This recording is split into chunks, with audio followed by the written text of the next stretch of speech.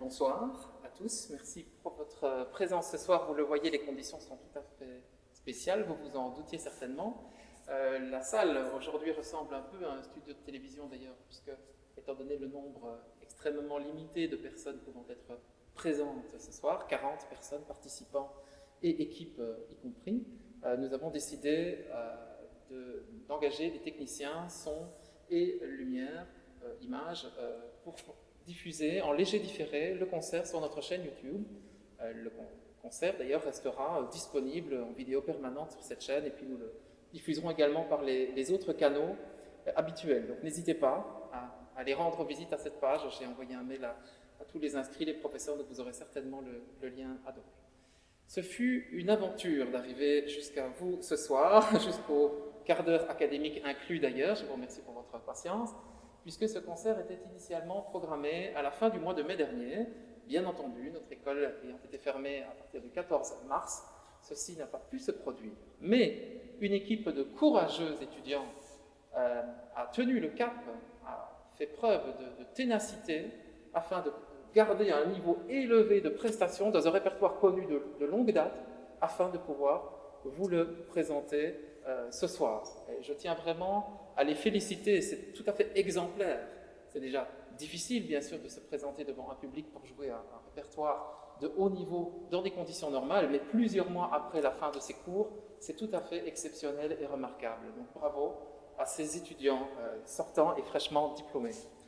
Je voudrais aussi remercier leurs professeurs qui s'investissent toujours de manière extraordinaire et qui ont pris du temps à eux, de leur temps libre déjà, pauvres dans cette période difficile, afin de les amener ce soir à être à nouveau prêts à vous faire entendre le meilleur.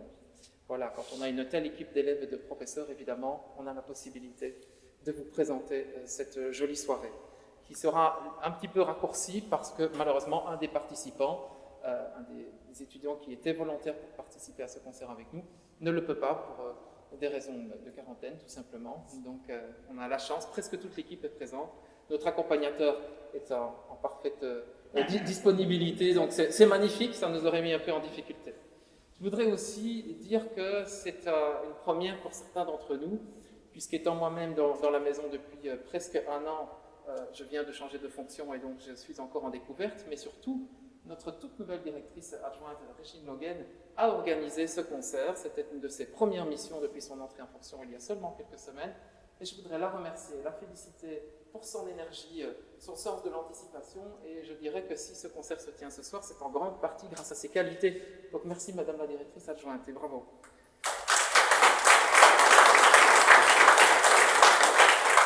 Maintenant, la musique, bien sûr. Alors nous allons commencer par un programme au violon qui va être joué par Ima Ditzin et qui est accompagné au piano par Benoît Zandona. C'est un extrait d'Orphée et Eurydice. Alors, vous allez entendre cette mélodie, elle est assez poignante, elle est triste, elle est écrite dans ce qu'on appelle le mineur en musique, un code musical, pour le dire simplement, qui exprime plutôt les sentiments qui tournent autour de la tristesse, la mélancolie.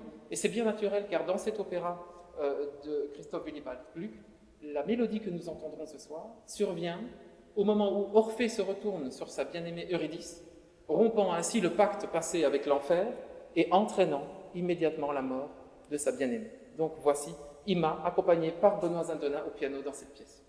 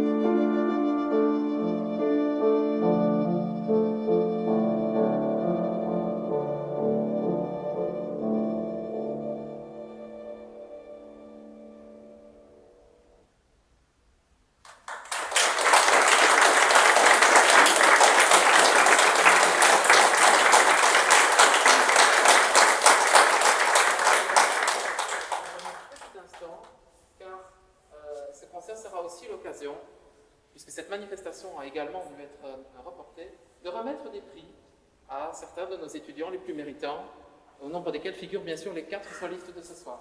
Aussi bien Ima, tu peux venir me rejoindre ici. Je vais inviter Madame Josie Stoff à venir remettre le prix, ou Madame Jocelyne Stoff à venir remettre le prix, comme vous voulez, mesdames. Le prix Jostoff t'est remis. Félicitations pour la qualité de ton travail et de ton parcours. Félicitations.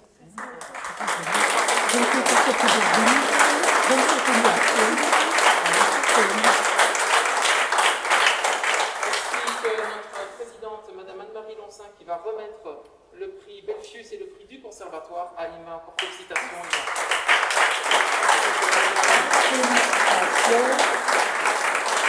En période normale, je t'aurais fait la bise, mais voilà.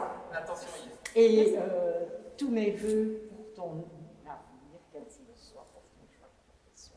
Et n'oublie surtout pas le conservatoire. Deux oui. Bravo, Ima.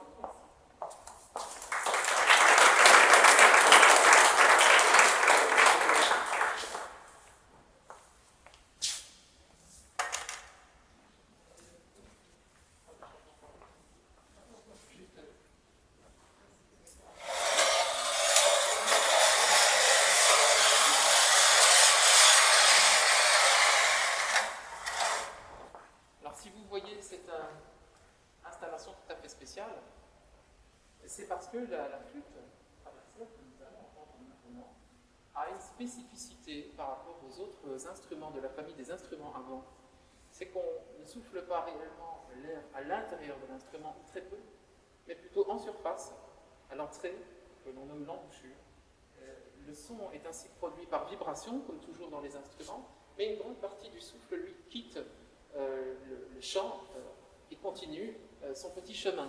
Alors, je vous rassure tout de suite, ce matériel n'était pas nécessaire, n'était pas indispensable, car la distance respectée ici ne posait de toute façon pas de problème, et pour être tout à fait cohérent, nous avons installé la bulle de la soliste.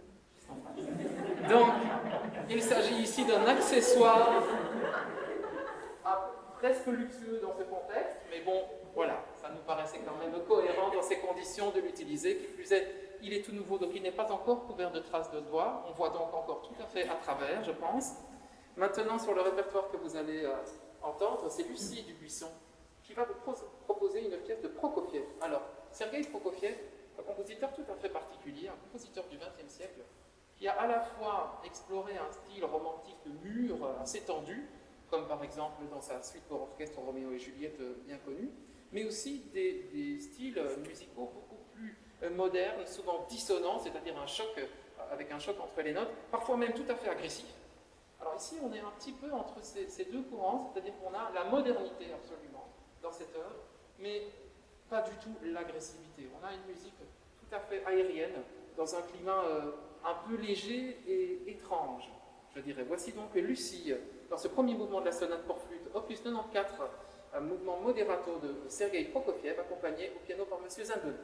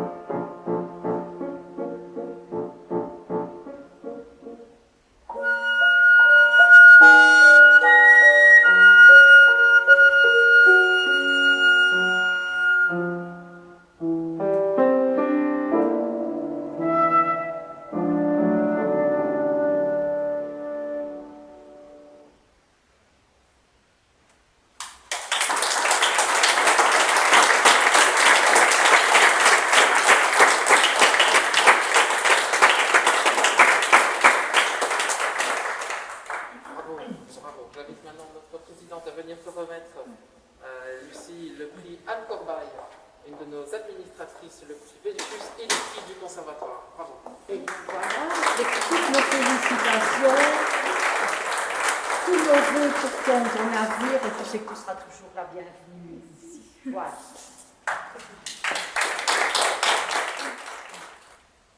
Si je vous dis que vous entendrez maintenant une œuvre qui s'appelle Les Deux Guitares, forcément, vous attendez à entendre jouer deux guitares. Merci. Merci au premier rang. Mais il y a des petits tricheurs parmi vous qui savent que ce n'est pas vrai du tout, car vous allez entendre deux accordéons jouer cette œuvre, Les Deux Guitares. Il s'agit d'une fantaisie tzigane qui est tout à fait typique de ce style musique traditionnelle, dont la nature est assez peu académique, un style très vivant, riche notamment en variations de tempo, des accélérations et des ralentissements, et aussi très riche d'expression des sentiments, et notamment d'une belle mélancolie. De ce style, le tzigane, l'accordéon, est en fait un des instruments les plus typiques. Ce duo, c'est en fait notre élève finaliste Justine Michotte, qui va vous le proposer avec sa professeure Mélanie Tournet, les deux guitares, donc traditionnelles tziganes.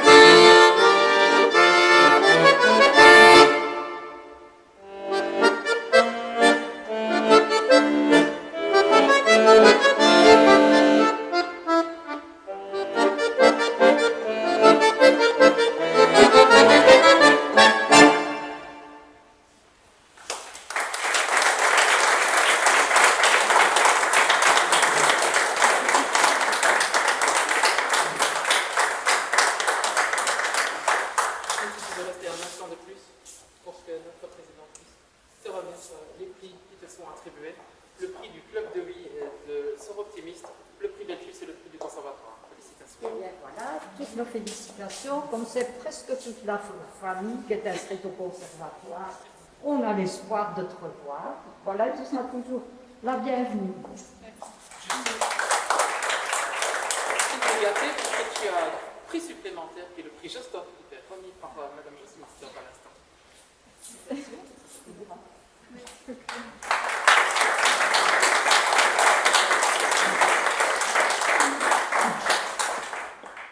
Eh bien, c'est déjà bientôt la fin de ce petit concert. Il y a pris nous, on a envie que ça dure encore. On va le terminer en fait par une œuvre classique. On n'a pas suivi aujourd'hui, ce soir, l'ordre chronologique des différentes compositions. Chaque style a ses propres richesses, ses propres enseignements. Ici, il s'agit du premier mouvement du concerto en do majeur de Beethoven, que va jouer Yolande Schreiber, accompagnée au piano par sa professeure Marie-Paul Cornu. Alors, chez Beethoven, on remarque deux grandes tendances. À la fois celle du classicisme, comme son grand contemporain, né un peu avant lui tout de même, Mozart, ce style avec une forme tout à fait particulière, bien dessinée, souvent propice à une certaine élégance, qu'on va beaucoup entendre ce soir d'ailleurs dans ce premier mouvement du concerto. Chez Beethoven aussi, plus tard dans sa vie, et du coup dans ses compositions, de l'ombrage, du tourment, de la violence, du désespoir. En fait, on l'a souvent appelé aussi le premier des romantismes. Donc on entendra cette élégance, cette forme classique ici, et un petit peu déjà les prémices de ce pré-romantisme, si je puis dire. Alors, vous voyez que nous avons ouvert les deux pianos. Un concerto se joue habituellement par l'instrument solo accompagné d'un orchestre. Quand il n'est pas possible d'installer un orchestre, très souvent, c'est un piano qui accompagne le soliste, quel qu'il soit, comme on l'a entendu d'ailleurs tout à l'heure, à la flûte ou dans la mélodie au violon.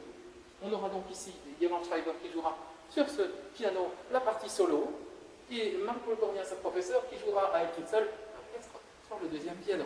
Voici.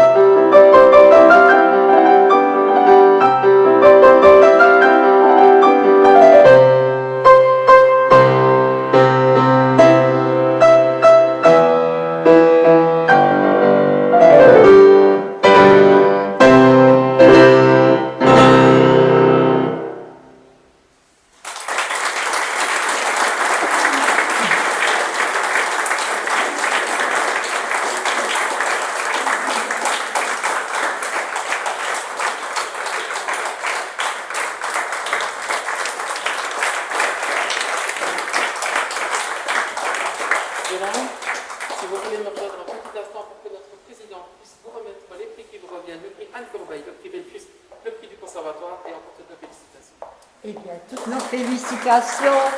Et je suis sûre que Marie-Paul se tiendra à l'œil et qu'on te reverra certainement parmi nous. Voilà.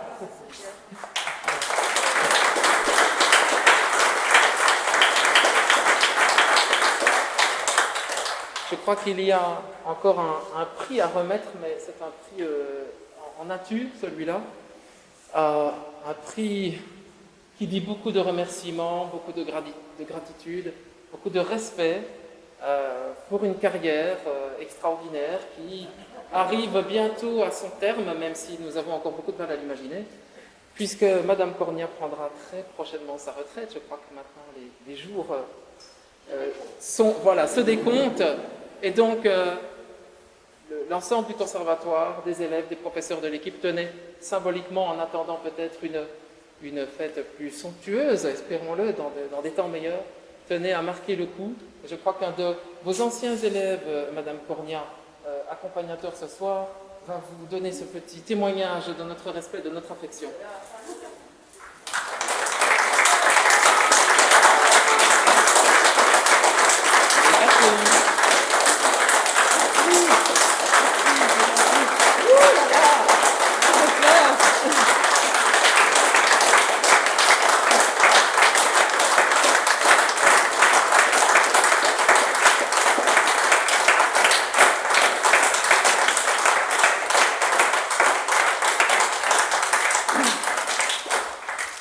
Elles sont vraiment merveilleuses. Hein. Et je dois vous dire que je pars le cœur léger parce que pour moi c'est un grand bonheur, vraiment, d'avoir pu transmettre tout ce que mes professeurs m'ont transmis et d'avoir pu semer tout au long de cette carrière cet amour de la musique, cette passion que j'avais en moi. J'ai pu la transmettre à beaucoup d'élèves qui sont notamment mes collègues. Et j'ai eu aussi la très grande chance de pouvoir travailler ici au Conservatoire de Huy, qui n'est pas un conservatoire vraiment comme les autres. Ça, je peux vraiment vous l'assurer. Dans ma carrière à maintes reprises, j'ai eu l'occasion de devoir choisir entre le Conservatoire de Liège et le Conservatoire de Huy. Et puis chaque fois, mon cœur me disait non, je vais retourner à la formation, je vais retourner à Huy. Parce que pour moi, ce qui est vraiment très important, c'est l'enseignement à la base. Parce que cet enseignement à la base est déterminant pour conduire des gens au Conservatoire royal. Et c'est quelque chose que j'ai toujours défendu. Et par cette situation, j'ai eu beaucoup de bonheur à travailler avec mes élèves et à les former. Voilà. J'espère que le message sera entendu. Voilà. Merci beaucoup.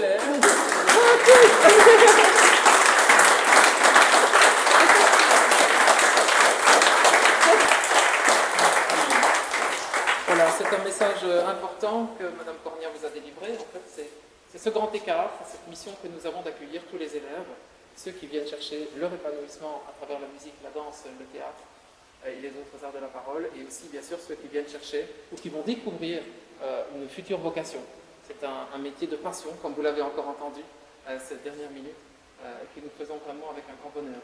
Merci pour votre présence ce soir. Avant de nous quitter, je dois encore dire merci aux 4 solistes. À leur professeur, à notre accompagnateur Benoît Zindona, qui a joué les acrobates aujourd'hui, littéralement, dans ces différentes œuvres, à nos 2 techniciens qui se sont montrés disponibles au pied levé, Zoé Franquinet et Lucas Poun, à notre directrice adjointe pour l'organisation, à notre trésorier Patrick Mazy pour son aide toujours précieuse, au journal L'Avenir qui nous a fait le plaisir de nous envoyer l'une de ses correspondantes pour couvrir ce bel événement pour nous ce soir, à notre secrétaire Lionel Gobert pour sa disponibilité, pour la logistique assurée toujours avec brio, et une dernière fois, merci à vous. J'aurais voulu vous dire, on se retrouve maintenant, comme on le fait habituellement, autour d'un verre, quelques accolades, peut-être quelque chose à grignoter. Vous comprenez que ça n'est pas possible ce soir. Nous nous quitterons sur ces dernières paroles, avant de nous retrouver, je l'espère, encore dans de meilleures conditions. Mais le plus important ce soir, nous avons eu la musique, et nous avons eu la bonne musique. Voilà, merci et encore bravo.